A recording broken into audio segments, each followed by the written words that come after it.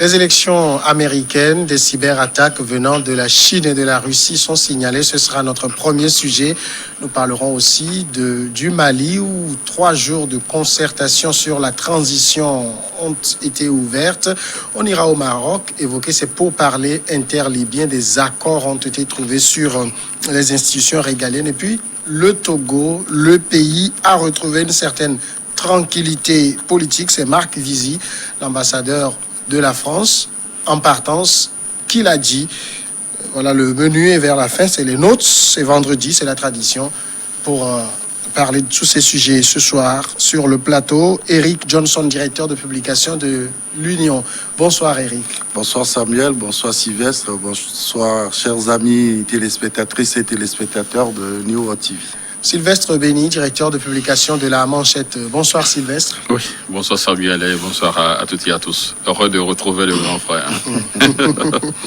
Alors avant d'aller dans le premier sujet, on va faire ce clin d'œil peut-être au patronat de la presse togolaise. Sylvestre Béni, secrétaire général, c'est bien ça, hein, à l'issue de... C'est un congrès électif ou c'est... Oui, c'est une assemblée générale et statutaire et élective que nous avions eue aujourd'hui. Et comme vous venez de le dire, donc le directeur du journal La Manchette, donc est le nouveau secrétaire général donc du patronat de la presse togolaise. Et le bureau, le patron, si on peut le dire, donc de l'instance est le directeur de publication du journal Atu Express, Isidore Sassou-Akolo, qui est le vice-président. Je ne sais pas s'il faut donner de tout. C'est Jérôme Sosso du Triangle des Enjeux. Et Honoré Adontu du Correcteur, qui est le trésorier général, donc aidé dans sa tâche comme trésorier général adjoint, et Médard Amétépé, qui est le directeur de publication du journal Liberté. Et donc je crois que j'ai fait le tour et désormais l'ancien président du PPT à la personne donc de Carlos Komla-Viketao qui sera désormais le représentant donc du PPT au niveau donc de l'ETM. Donc voilà l'essentiel donc du bureau qui est élu donc pour 2 ans. Et je crois que nous avons... Les défis restent les mêmes. Oui, les défis restent les mêmes. Il faut et du moins se défendre et protéger donc la presse togolaise. Et vous savez que en cette période donc de crise sanitaire, il y a le PPT en a beaucoup fait, pour ne pas dire en a tellement fait, parce que même lors des élections, avant même la crise, lors des élections présidentielles, nous avons quand même produit un guide pour tous les journalistes du Togo, où il y a quand même les tests fondamentaux qui régissent donc le métier, pour aider quand même nos confrères à mieux s'orienter sur le terrain, surtout dans le respect donc de l'éthique et de la déontologie du métier. Et donc nous avons sillonné quand même tout le territoire. Il y a eu des séminaires à Lomé, à Palémé et à Kara, où nous avons quand même pris des confrères qui s'y connaissent mieux dans le domaine pour tiller du moins les jeunes et pourquoi pas recycler les anciens en ce qui concerne donc ce métier-là. Et nous serons dans le même défi. Et puis je vous apprends également que lors donc de la crise sanitaire, nous avons avec notre partenaire le USAID, donc nous avons aidé quand même les confrères en ce qui concerne donc du moins que ce soit les cache-nez, que ce soit les lavages dispositifs de lave même, pardon. Donc voilà, et il y a certaines rédactions qui ont bénéficié de ça gratuitement, et tout cela rentre en fait donc dans la lignée donc de la lutte contre le nouveau coronavirus. Voilà. Eric Johnson, réaction? Ah oui, je félicite le nouveau bureau du PPT. Vous n'êtes pas sans savoir que j'ai été trésorier du CONAP, et malgré que ce soit 2 associations avec des idéaux différents, nous avons toujours travaillé main dans la main comme nous le recommande quand même notre code de déontologie et de l'éthique du journaliste. Donc je pense que aujourd'hui, Isidore Akola, il voulait partir, mais il n'a pas pu. Ses collègues l'ont retenu parce que pendant son premier mandat, il a fait quand même preuve d'un niveau qui a permis quand même de rehausser un peu cette association, ce patronat, qui, je pense, à mon avis, a beaucoup encore à faire.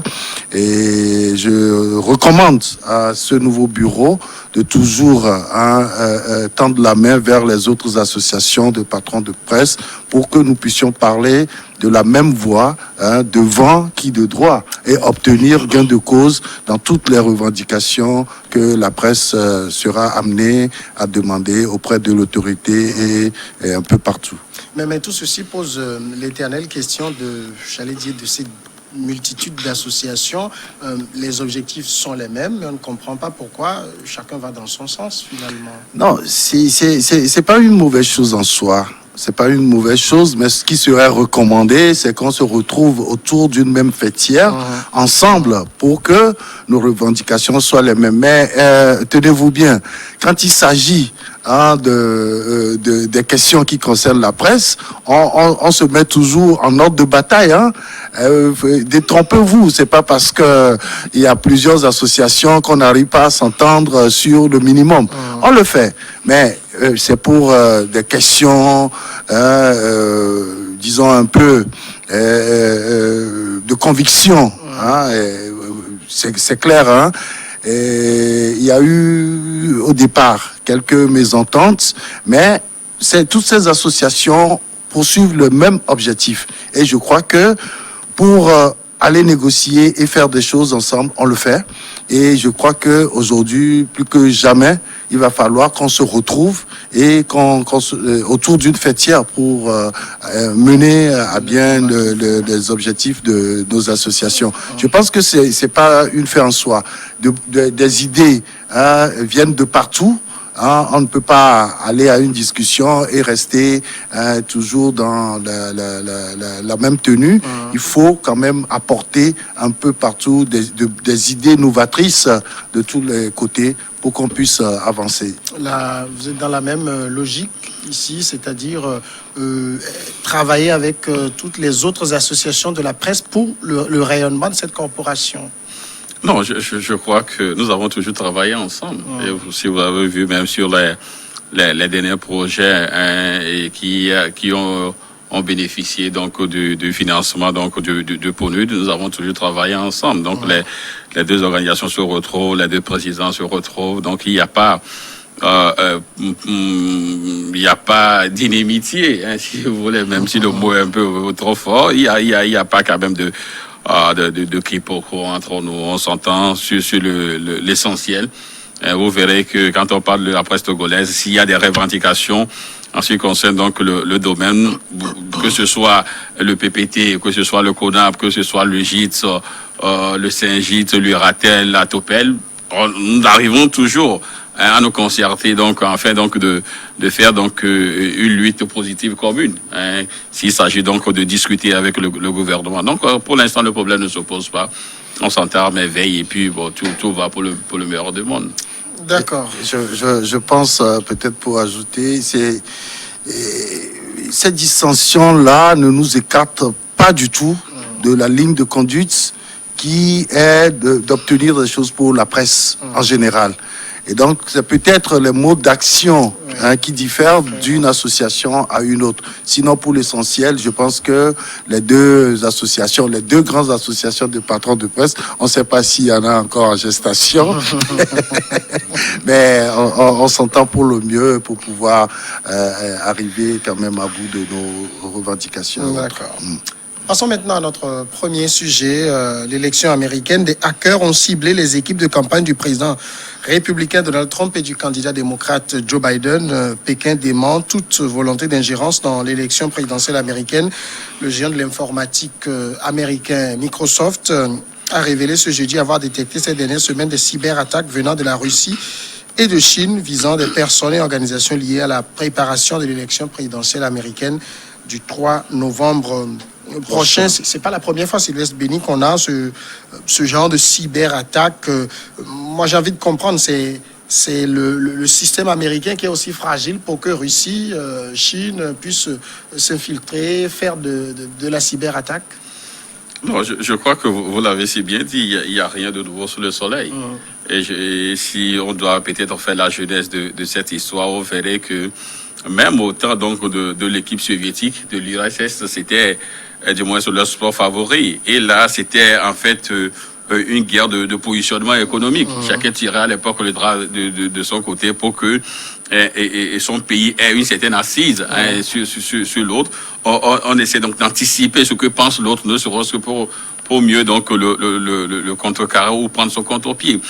Et aujourd'hui, même si les États-Unis essayent à chaque fois d'être de se victimiser, si on peut le dire ainsi, ils le font également. Ils sont champions donc en cyberattaque. Mais sauf que sur la décennie, on remarque que la Russie essaie à chaque fois donc de damer le pion aux États-Unis. Et vous vous rappelez donc de la présidentielle de 2016 où même Donald Trump est accusé d'avoir été favorisé par la Russie. Et en réalité, lorsque vous comprenez un peu le fond de cette histoire, et cette manière donc de piller, si on peut le dire, les documents étrangers ou du moins américains, c'était beaucoup plus dans l'optique donc de réduire un peu l'influence donc du président, que ce soit à l'intérieur de son pays et à l'extérieur. Vous verrez que une fois que Donald Trump est élu, donc c'est ce cliché là donc d'être favorisé par du moins c'est la Russie qui a fait que il n'a pas eu du moins c'est la plénitude du pouvoir. À chaque fois, il était contraint donc de répondre du moins à ces accusations là. Et la Russie, en le faisant, c'est pour également pour le fragiliser d'abord à l'intérieur. Et si déjà il est fragilité à l'intérieur, donc ça veut dire qu'il n'aura plus l'étoffe nécessaire sur le plan international, du moins sur l'extérieur. Et vous verrez que depuis aussi, si on peut le dire, la décennie, la Chine joue également le jeu parce que la Chine veut également être, du moins c'est la première puissance économique, pourquoi pas militaire. Donc à chaque fois la Chine aussi essaie donc de voler les idées premières donc des États-Unis, connaître la position du moins du président. Et aujourd'hui, vous verrez qu'ils ne sont pas uniquement cantonnés sur le président, mais déjà sur Joe Biden. Parce que s'il arrivait que Joe Biden et soit peut-être le prochain président, la Chine connaît déjà sa position sur tel ou tel autre sujet. Et en le faisant, et c'est notre ami aussi de Wikileaks, Julien Assange, qui publie tout ça, là, qui met tout ça là donc au découvert, et au vu aussi du public. Donc tout cela fragilise quelque peu l'administration américaine. Et vous verrez qu'à chaque fois, ils crient la Chine, la Russie. Mais si vous fuyez bien, peut-être qu'eux aussi, ils sont déjà dans les cyberattaques, que ce soit peut-être en Iran, je sais pas, en Syrie ou tout ça. Donc eux tous le font. Juste, c'est une guerre de positionnement. Et peut-être ça leur réussit, peut-être plus ou moins. Et voilà. Alors, ces genres de cyberattaques, selon Microsoft, ça a ciblé des personnalités clés, que ce soit de l'entourage de Donald Trump ou de Joe Biden. À supposer qu'elles aient été vraies parce que la Chine dément, quel peut en être l'objectif? Non, mais il faut reconnaître tout de suite que c'est la guerre froide qui continue. Hier, la Russie était en guerre contre les États-Unis ouvertement. Et comme l'avait dit Sylvestre tantôt, c'est une guerre de positionnement. Chacun voulait avoir la même mise sur beaucoup de choses dans le monde. Mais ceux-là qui sont ciblés, c'est des gens qui sont très proches des deux candidats essentiels des élections du 3 novembre aux États-Unis. Et donc, ces gens-là, en réalité, on doit les épier pour mieux connaître leur mode de fonctionnement, leur mode d'action et tout ce qu'ils sont en train de projeter par rapport à l'extérieur. À l'extérieur, je parle de l'extérieur des États-Unis. Oui. Mais ce que je remarque ici, cette fois-ci, parce qu'aujourd'hui, on est passé à une informatisation à outrance de toutes les activités humaines, et je me pose une question. Est-ce que les États-Unis ne font pas la même chose? Oui.